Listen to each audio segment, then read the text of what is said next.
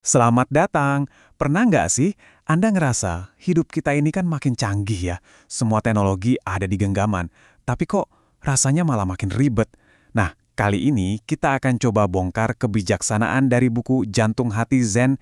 Kita mau cari tahu kunci buat nemuin ketenangan di tengah riuhnya dunia modern. Oke, ini dia paradoksnya. Coba dipikirin. Kita punya akses ke apa aja serba instan. Informasi, hiburan, kemudahan yang 100 tahun lalu mungkin cuma mimpi. Tapi, anehnya, banyak dari kita justru merasa gelisah terus-menerus.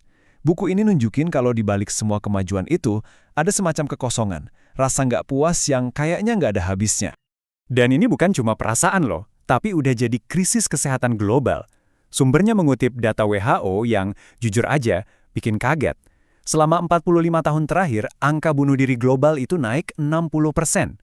Depresi sekarang dialami lebih dari 300 juta orang. Ini kan jadi pertanyaan besar ya, sebenarnya buat apa semua kemajuan ini kalau kita malah kehilangan ketenangan batin? Jadi apa sih sebenarnya akar masalah dari penderitaan modern ini? Nah, buku ini ngasih diagnosis yang benar-benar di luar dugaan.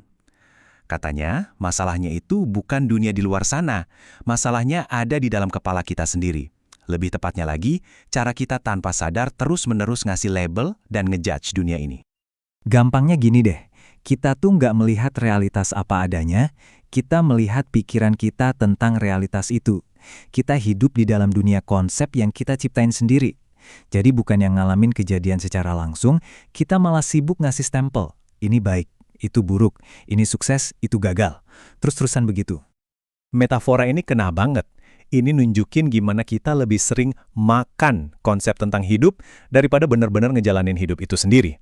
Kita baca soal kebahagiaan, kita mikirin, kita analisis, tapi kita lupa buat benar-benar merasakan momen-momen sederhana yang bikin bahagia. Nah, disinilah kita bisa lihat perbedaan dasarnya antara pemikiran Barat sama Zen. Pemikiran Barat, yang di sebelah kiri ini kan, obsesinya itu menjelaskan realitas. Semuanya mau dikotak-kotakin, dianalisis, didefinisikan. Sebaliknya, Zen, yang di kanan, sama sekali nggak tertarik sama penjelasan. Tujuannya itu buat menunjukkan realitas, ngajak kita buat ngerasain pengalaman langsung, yang bahkan nggak bisa diungkapin pakai kata-kata. Semua penderitaan kita, stres, cemas, rasa perpecah, itu datangnya dari sini, dari keterikatan kita sama tali-tali imajiner ini, label, penilaian, dan keyakinan kaku kita.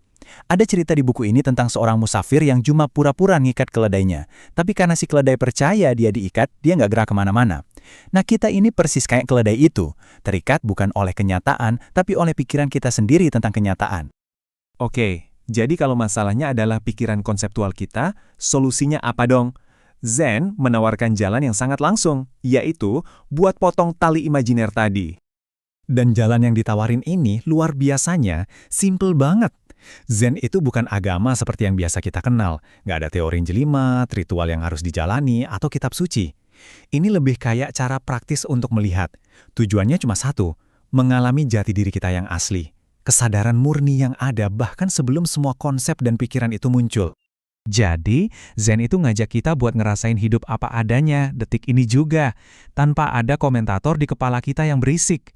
Ini sebenarnya kondisi alami kita loh, yang sering banget kita lupain.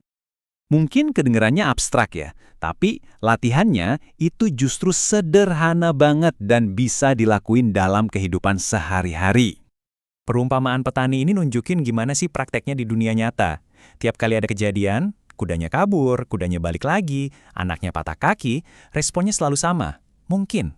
Si petani ini nggak mau buru-buru ngasih label baik atau buruk, karena dia sadar kita ini nggak pernah lihat gambaran utuhnya. Jadi latihannya adalah lepasin penilaian instan, dan cukup amati aja realitas yang terjadi di depan mata. Nah, ini dia intinya.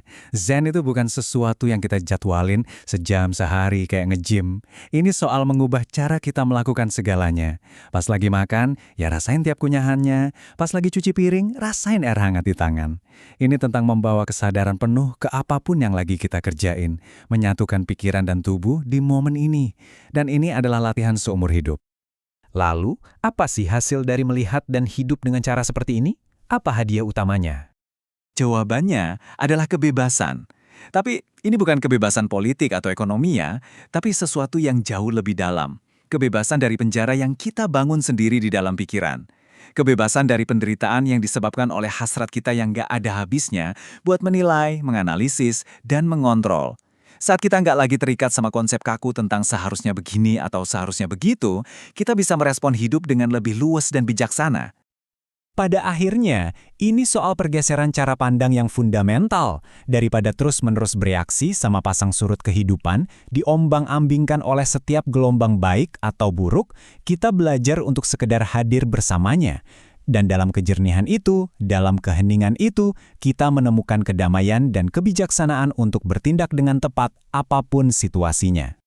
Dan sebagai penutup, buku ini meninggalkan kita dengan satu koan Zen yang dalam banget. Sebuah pertanyaan yang bukan buat dijawab pakai logika, tapi buat dirasain secara langsung. Pertanyaan ini kayak penunjuk jalan, ngajak kita untuk melihat melampaui identitas kita, sejarah kita, dan semua pikiran kita. Sebuah ajakan untuk menyentuh diri kita yang paling asli.